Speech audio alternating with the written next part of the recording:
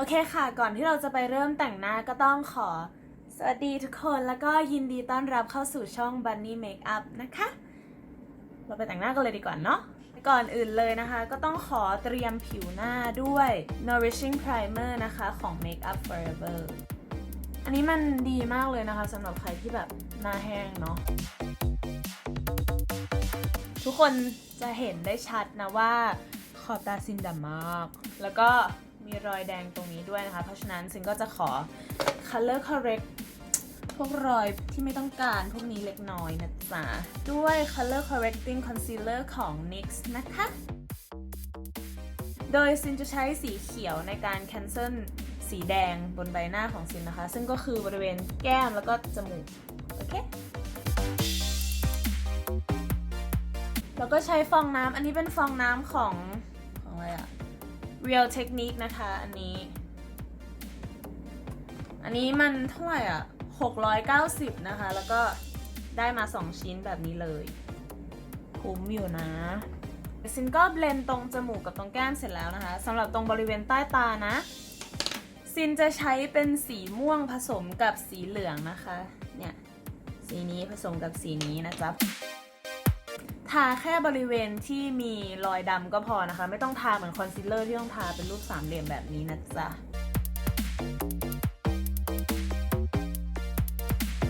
โอเคเสร็จแล้วรองพื้นที่ซินจะใช้ในวันนี้เป็นของ Dior นะคะ Backstage เนื้อมันจะค่อนข้างเหลวนะซินชอบรองพื้นที่เนื้อเหลวๆแบบนี้นะคะแล้วก็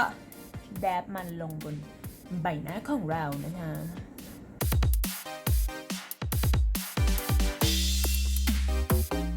เวลาลงรองพื้นที่จมูกนะคะไม่ต้องลงเยอะอะเพราะว่าจมูกเรามันจะมีความมันของมันใช่ไหมตรงบริเวณเนี้ยถ้าเราลงเยอะนะคะมันจะตกร่องนะระหว่างวันหน้าผีมากเลยแกอย่าลืมลงที่คอด้วยนะจ๊ะ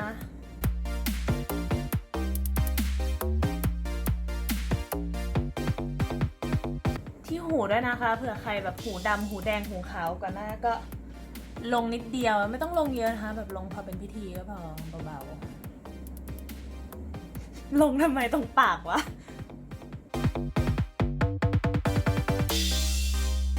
คือที่จริงอะก่อนแต่งหน้าซินลงไปแล้วนิดนึงแต่อย่างที่ซินบอกนะซินเป็นคนที่ผิวแห้งมากนะทุกคนเพราะฉะนั้นแบบปากซินมันก็แห้งไปด้วยอะยิ่งเวลาแต่งหน้าแล้วแบบพูดมากอย่างเงี้ยน้ำด้วยนะคะมองเฟลอควรจะสปอนเซอร์ฉันเล่นอะไรอะเราไปแต่งหน้ากันต่อดีกว่านะทุกคนโอเคค่ะต่อไปนะคะซินจะใช้คอนซีลเลอร์ของ Can Make นะคะสี natural นะคะกับสี light ผสมกันนะคะใช้แปรงอันนี้ของSephora นะคะเป็นแปรงคอนซีลเลอร์โดยเฉพาะเลยเขาเขียนไว้อะซินจะลงตรงนี้ก่อนนะลงตรงจมูกตรงนี้ด้วยนะคะลืมบอกนะคะซินใช้วิธีการกดลงไปแบบนี้นะคะซินจะไม่ถูแบบนี้นะแต่อาจจะถูเบาๆเล็กน้อยนะคะแต่ว่าส่วนใหญ่ซินก็จะกดมันลงไป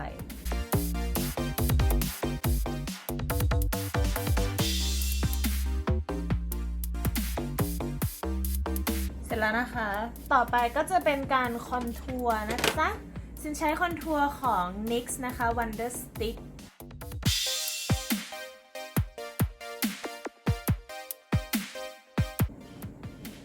เห็นไหมหน้าฝั่งนี้มันจะดูเหมือนแบบลิฟต์ขึ้นไหมแล้วตรงนี้มันก็ยังดูอ้วนๆอยู่นะเพราะฉะนั้นเราไปทำให้เขาเท่ากันดีกว่านะทุกคน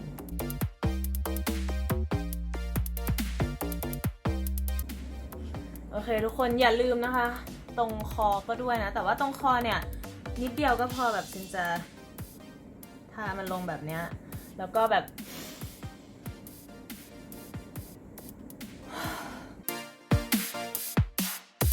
แล้วมันก็จะมีอีกจุดหนึ่งที่ซินชอบคอนทัวร์นะคะก็คือตรงบริเวณหางตานะจ๊ะจนถึงขมับแต่ว่าคอนทัวร์แบบเบาๆมากเลยแบบแค่เนี้ยแบบแทบไม่รู้ว่าคอนทัวร์เพราะว่าซินเป็นคนที่แบบตามันเล็กอะเทียบกับหน้าซินใหญ่โอเคนะแล้วตาซินมันเล็กนะคะถ้าคอนทัวร์แบบนี้มันจะสร้างแบบ illusion ว่าตาซินอะ ยาวออกไปนะจ๊ะเป็นไงแล้วก็ต่อไปนะคะจมูกโด่งอยู่แล้วจะคอนทัวร์ใช่ไหมคะโด่งได้อีกค่ะอันนี้ก็คอนทัวร์ตามรูปจมูกที่เราชอบเลยนะแล้วก็ถ้าสังเกตนะคะซินไม่ได้คอนทัวร์เป็นเลข11แบบนี้นะซินคอนทัวร์มาจากข้างในตรงเนี้ยเป็นการที่แบบว่าเหมือนเราสร้างฐานให้จมูกเขามีดั้งอะสำหรับคนที่ดั้งแหมๆนะคะลองทำวิธีนี้ดูแล้วมันจะเป็นการงัดดั้งขึ้นมาเลยนะคะซินเคยแต่งหน้าให้แบบพี่ซินคนนึงก่อนที่เขาจะไปเสริมจมูกเวลาซินคอนทัวร์ให้เขาแบบเนี้ยจมูกเขาจะสวยมากเลยทุกคนแต่ตอนนี้เขาไปทำจมูกมาแล้วการคอนทัวร์มันก็ไม่ใช่เรื่องจำเป็นอีกต่อไปต่อไปก็เป็นการไฮไลท์นะคะทุกคนก็ใช้สติ๊กเดียวกับเมื่อกี้เลยนะคะแต่ว่าเป็นด้านสีไฮไลท์อะรู้ไหมเกิดอะไรขึ้นแกมันหักเว้ยคือเมื่อวานตอนแต่งหน้าเราก็ขีดของเราอยู่ดีๆมันก็หักออกมาเลยอะแบบงงมากเพราะฉะนั้นตอนนี้จะใช้ก็ต้องระวังนิดนึงนะคะการที่เราไฮไลท์ตรงนี้มันจะทำให้คอนทัวร์ที่อยู่ตรงนี้ดูแบบพ็อปขึ้นมามันจะเห็นปะต่อไปเราก็จะมาเซตหน้าด้วยแป้งฝุ่นนะคะของ Laura Mercier เป็นสี translucent นะคะก่อนที่จะลงแป้งนะคะก็เกลี่ยรองพื้นเห็นไหมตอนนี้รองพื้นกับพวกคอนซีลเลอร์ที่เราลงไปเมื่อกี้มันก็จะมากองอยู่ตรงบริเวณที่เรามีรอยนะคะต่อไปนะคะก็จะลงแป้ง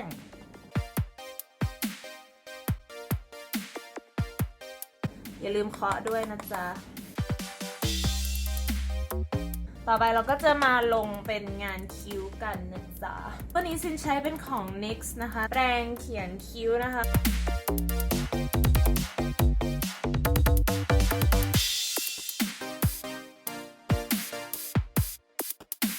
โอเคต่อไปนะคะจะเห็นได้ว่าตรงหัวคิ้วมันยังแบบดูแปลกๆนิดนึงเนาะซึ่งก็จะมาฟิลมันอินด้วยที่เขียนคิ้วแบบฝุ่นอันนี้ของ NYX นะคะจิ้มไปที่สีน้ำตาลอ่อนอันนี้นะต่อไปนะคะตาวันนี้ซินจะไม่ได้เน้นตรงตามากนะเพราะว่าปากแดงไงเราก็อยากจะให้เน้นไปที่ปากเรามากกว่าเนาะซินก็จะใช้ที่เขียนคิ้วอันเดิมเมื่อกี้เลยนะคะกับแปรงหัวแบบนี้นะจ๊ะแล้วก็จุ่มมันลงไป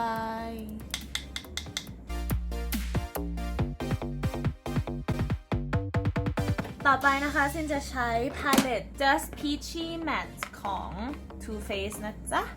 ซินจะใช้Hello ลืมบอกนะคะซินใช้โทรศัพท์ถ่ายนะทุกคนเพราะฉะนั้นคุณภาพมันก็อาจจะไม่ได้ดีมากนะคะอาจจะมีเสียงแอร์บ้างเสียงนู่นนี่นั่นบ้างก็ต้องขอโทษด้วยนะจ๊ะซินจะแตะลงไปที่สี Peach Tart นะคะ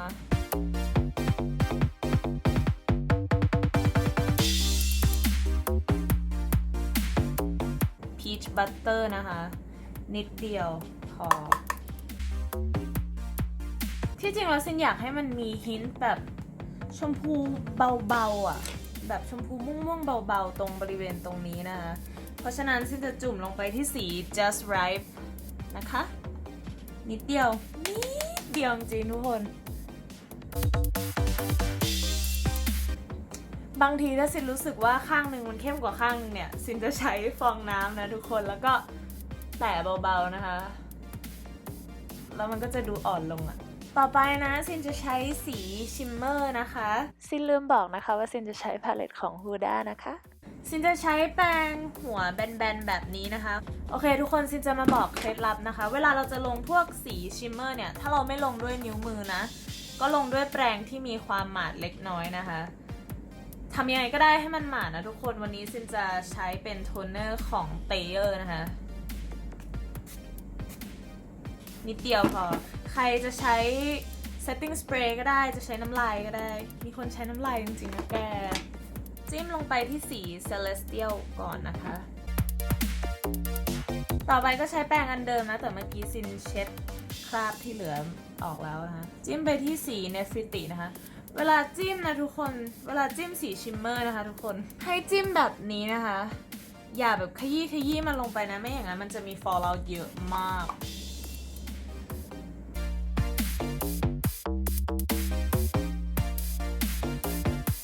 แต่งหัวแบบนี้นะคะพาไปตรงโคนขนตาล่างนะคะพอลงสีช็อกโกแลตดิปเสร็จแล้วนะคะซินก็จะลงสี peach tart นะคะลงตรงข้างล่างสีช็อกโกแลตดิปนะคะต่อไปนะคะใช้สี peach cobbler อันนี้นะคะแล้วก็จะใช้สี celestial ผสมกับสี Nefertiti ต่อไปจะเป็นการลงอายไลเนอร์นะจ๊ะซินใช้ของ Brow It นะคะ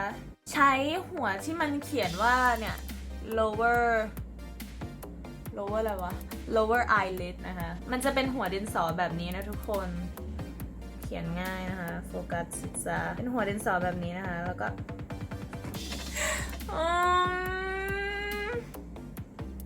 ถ้าดินสอหักแบบนี้นะคะอย่าเพิ่งเขียนมันลงไปเลยนะให้เราแบบว่าสมูทรอยหักมันก่อนนะคะเหลามันในทิชชู่นะ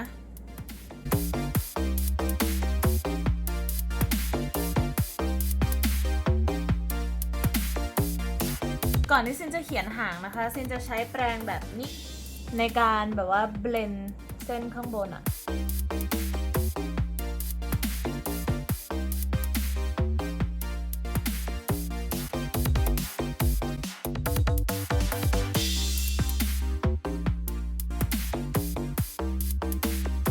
ต่อไปก็ปัดมาสคาร่านะคะมาสคาร่าที่ซินจะใช้วันนี้เป็นของ Kate Lash Former นะคะต่อไปนะคะปัดแก้มเกือบลืมแล้วนะจ๊ะ For you to love me more you dream about me S8 นะจ๊ะต่อไปนะคะซินจะติดขนตาปลอมอันนี้ซินแบบว่าประดิษฐ์ขึ้นเองอะนะทุกคน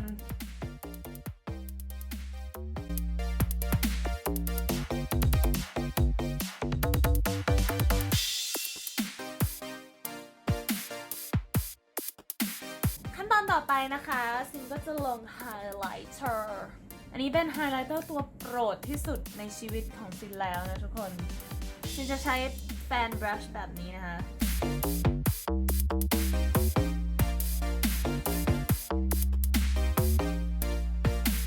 แล้วซินก็จะชอบไฮไลท์อีกที่หนึ่งก็คือตรงกระจับป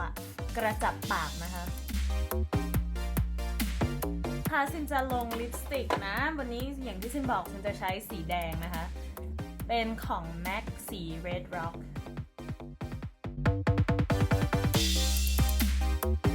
ลิปสติกสีแดงแท่งแรกของซินก็ของ MAC นี่แหละค่ะตอนนั้นคุณแม่ซื้อให้แบบดีใจมากแล้วก็หายไปไหนก็ไม่รู้เร็วเนาะคือเมื่อกี้ซินไปใส่ contact lens มานะคะอันนี้เป็นของ Canna Rose สี Olive Green นะคะขั้นตอนสุดท้ายสุดแล้วไม่มีอะไรต่อแล้วนะจ๊ะของวันนี้ก็เป็นการเซตหน้าด้วย setting spray นะคะ Urban Decay All Nighter นะจ๊ะ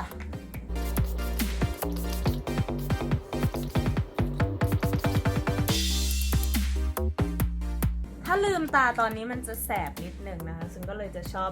ปิดตาไว้ก่อนจนมันแห้งมันยังไม่แห้งสนิทดีนะทุกคนมันยังช้ำๆอยู่ตอนเนี้ยซึ่งก็จะ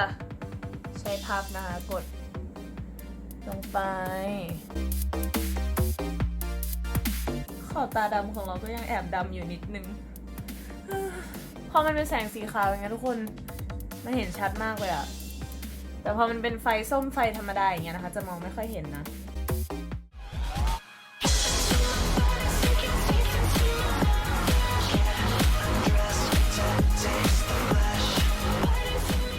เรียบร้อยแล้วนะคะกับลุคนี้ซินก็ขอให้ทุกคน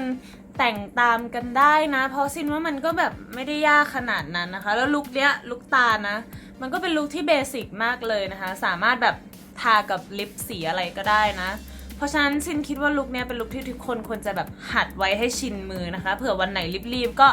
แต่งได้ง่ายๆเลยนะจ๊ะ